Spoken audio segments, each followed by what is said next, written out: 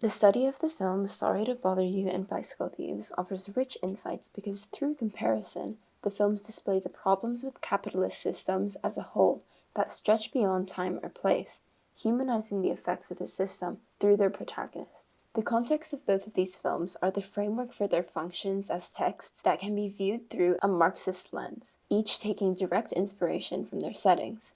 Sorry to Bother You is set in corporate America, in a political landscape akin to 2020. The USA is a global symbol of hypercapitalism, where the system affects how lives are lived every day. With Trump in office, racial tension and violence have been heightened. Sorry to Bother You is generally a critique of capitalism, yet in the United States, Riley explains that comes along with racial politics because of the systemic racism that capitalism was founded on and thrives on. Riley has a background of radical leftist political organizing and has explained that the success of his film has provided a platform for social justice. This is where Bicycle Thieves differs. Jessica wanted to show an accurate portrayal of life then and didn't have an explicit anti-capitalist Marxist agenda.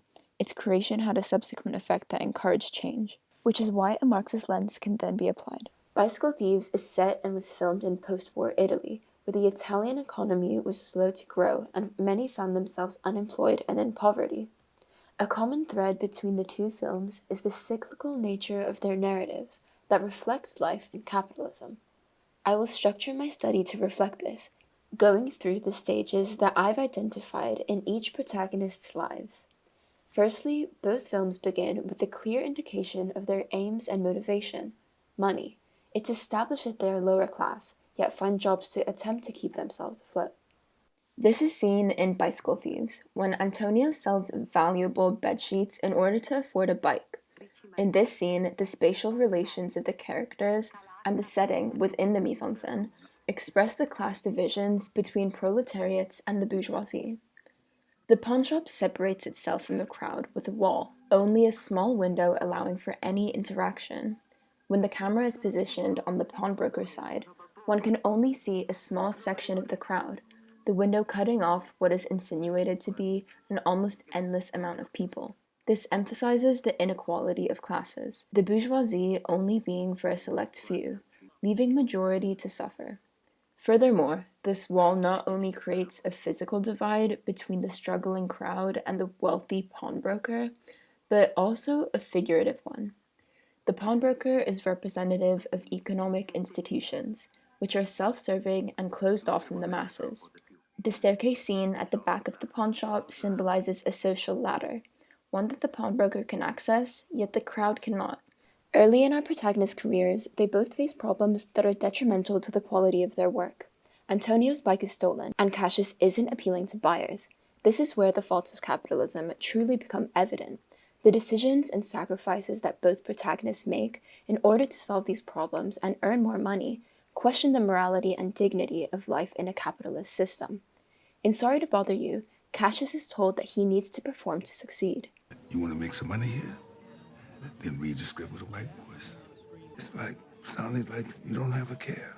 Got your bills paid. It's what they wish they sounded like. The white voice has to do with race in regards to the way that people of color often need to code switch, but it is also a wider symbol of an idealized life. This performance of whiteness is actually a performance of being well off in a capitalist system, which is ultimately impossible for most.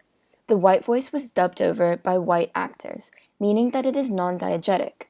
The voice and tone is heavily stylized to be exaggerated. White voice at all times, here. Yes, I almost forgot. A juxtaposition between the perceived enunciator and the actual one. This emphasizes the internal disconnect Cassius must experience in order to succeed in a capitalist system. The white voice acts as a sound motif that represents Cassius's loss of identity. Each time we hear it, Cassius gradually sacrifices his sense of self for economic gain. He and the camera progressively get closer to those he's calling the more he uses his white voice and manipulates others, physically invading their personal space and privacy. This questions the ethics of his work and economic success. Cassius is allowed to climb up the corporate and social ladder. Through this moral sacrifice, Marxist critiques of capitalism as being inherently selfish and exploitative are shown. He has internalized capitalism. It's followed him into his personal life, physical home, and self.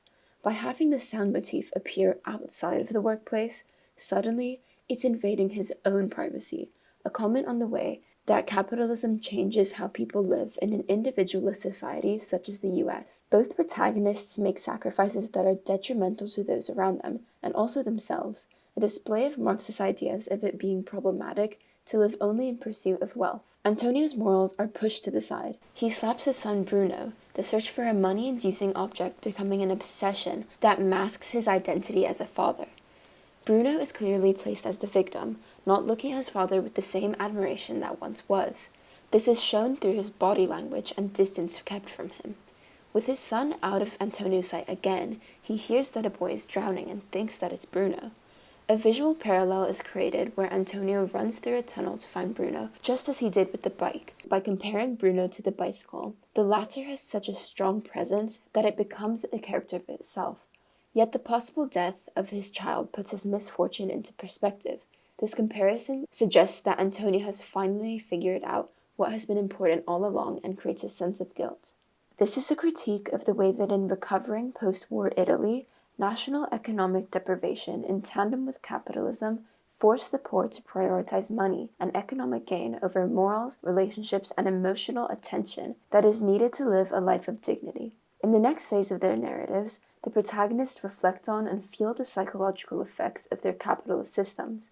This is mainly shown through their humiliation and moral epiphanies, byproducts of their internalized capitalist ways of life and decision-making that are forced in hypercapitalism and post-war poverty. Sorry to Bother You utilizes magical realism as a vessel to present Marxist perspectives to illustrate the insanity, cruelty, and false morality of capitalism. The use of equisapiens is the final straw that shakes Cassius out of his involvement with Worry-Free. Cassius must be exposed to genetic mutation to see this, after witnessing modern slavery, betraying his friends, and being made into a national laughingstock. Rather than portraying a necessarily true reality, Sorry to Bother You uses grotesque, shocking imagery to display an emotional one. Once Cassius finds the equisapiens, the room is lit and color graded in green tones, a color in science fiction that connotes disgust and eeriness. Genetically mutating humans for optimum amounts of labor reflects Marx's metaphor of a change in physiognomy with the exploitation of the proletariat. Bicycle Thieves was a film part of the Italian neo-realist movement, where there was emphasis on telling authentic stories about the poor and the working class, filming on location with unprofessional actors to reject the glamour and superficiality of mainstream Italian films as well as Hollywood. Italian neorealists aim to eliminate any sense of performance. Class divides are represented when Antonio and Bruno go to a restaurant. Another family creates a foil, seen with the difference in costume, Bruno eating with his hands versus the bourgeois child using cutlery, and the waiter refusing to lay out a tablecloth for them. Here, the bourgeoisie are unaffected by the social conditions in post-war Italy. Power dynamics are revealed, our empathy lying with the lower class. Finally, we see the repetition of the cycle itself, something that only happens if one is not part of the bourgeoisie. In Sorry to Bother You, Cassius transitions through every class level except the ruling class, then returns to proletariat. This demonstrates that lower class levels have much more in common with each other than they do with the bourgeoisie, reinforcing the Marxist idea of false divisions between classes. We also see how to break the cycle. Live with your conscience leading you, not wealth. Once Cassius leaves Regalview, his wound begins to heal, a symbol of his moral compass and authenticity. Italian Marxist philosopher Antonio Gramsci describes the way that the bourgeoisie create culture that promotes capitalist values in his cultural hegemony theory. These values thus become the common sense and are internalized by society, making people of all classes uphold the status quo. We see this here when Cassius leads a more meaningful life once he embraces class solidarity, countering the way that capitalism turns the working class against each other.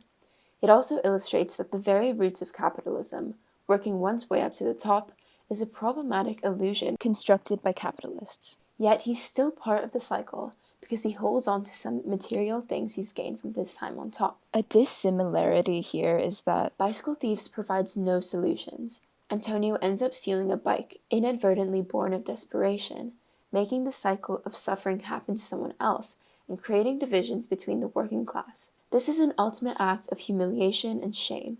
Once he's caught, Him and Bruno walk away from the camera, disappearing into a large crowd. This represents another reinforcement of the need for class solidarity, emphasizing the facelessness of the proletariat who are simply cogs in a broken machine.